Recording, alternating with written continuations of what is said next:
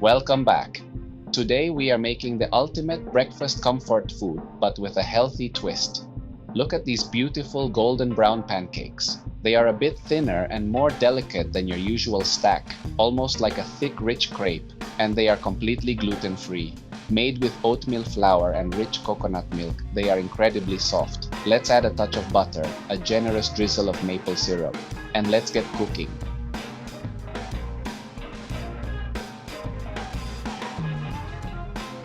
First up, we need 350 grams or about 12.3 ounces of finely ground oatmeal flour.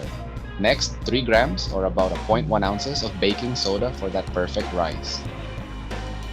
Then 3 grams, again 0.1 ounces of fine salt to balance the flavors. 100 grams or 3.5 ounces of sugar for a touch of sweetness. 3 milliliters, about 0.1 fluid ounces of pure vanilla extract. 4 whole eggs, which weigh 200 grams or 7 ounces.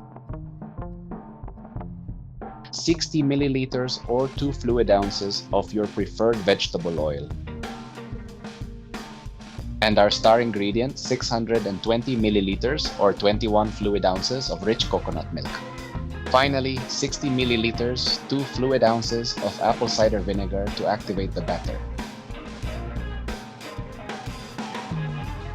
Now we're going to sift our oatmeal flour. This step is crucial because oat flour can clump up easily. Sifting not only removes any unwanted lumps or impurities, but it also aerates the flour. This ensures a perfectly smooth batter and guarantees our pancakes turn out incredibly soft and uniform in texture. Don't skip this. Next, we add all our dry ingredients into the bowl, the baking soda, salt, and sugar. It is always best practice to thoroughly combine your dry ingredients before adding any liquids. This guarantees that the leavening agents and flavors are evenly distributed throughout the flour.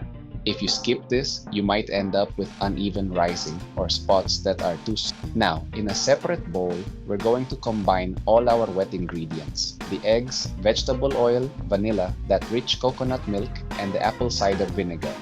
Mixing your liquid separately is key because it allows you to completely incorporate the eggs and emulsify the oil, plus keeping the liquid and dry ingredients apart until the very last second prevents the vinegar from activating the baking soda too early. We want all that rising power to happen right in the pan.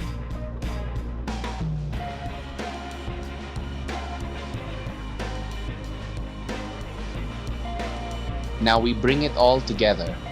Pour the wet ingredients into the dry bowl and mix them very well. Here is a crucial tip. Unlike wheat flour, oatmeal flour is more rustic and absorbs liquid fast, making the batter naturally thick. If you want thinner, crepe-style pancakes like the ones I showed you at the beginning, simply whisk in a splash more of coconut milk. If you prefer them thicker and fluffier, leave the batter just like this. Either way, give it a good mix and let it rest for a couple of minutes to hydrate. Patience pays off.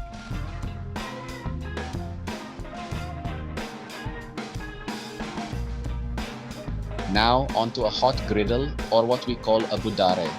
I'm using a kitchen brush to apply a light layer of oil so nothing sticks. Then, using a ladle, pour the batter right in the center.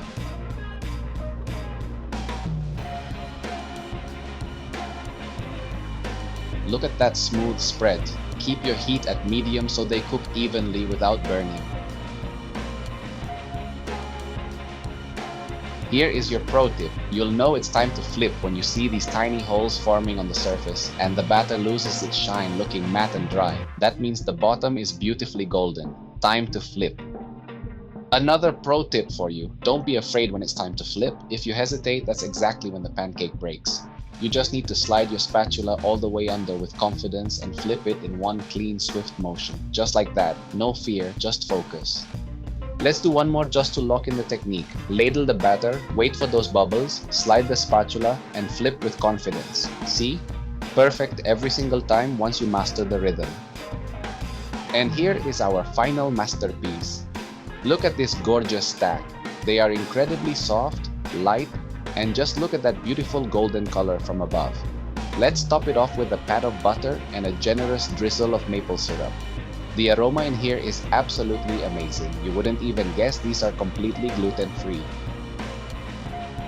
If you enjoyed this recipe, please hit that like button, subscribe to Joe's Bistro if you haven't already, and turn on notifications so you never miss a dish. Thank you so much for watching, and I'll see you in the next video. Happy cooking!